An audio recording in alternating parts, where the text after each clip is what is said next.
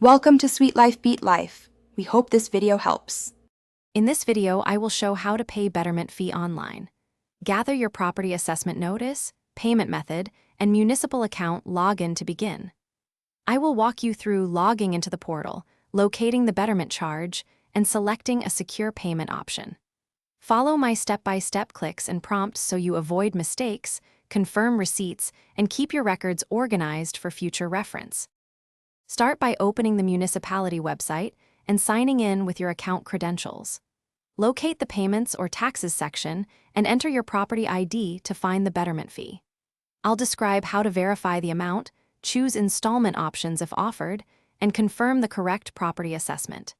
Stay patient and double-check each screen so the payment posts correctly and you get a digital receipt for your records. Choose your payment method and enter card or bank information securely during checkout. I'll guide you through reviewing convenience fees, selecting installment plans, and confirming the final charge amount. After payment, download or screenshot the confirmation and note the receipt number for your records. If the portal returns an error, retry after clearing cache or contact the municipal help desk for assistance to ensure your payment. Thanks for watching. Consider subscribing if we helped you.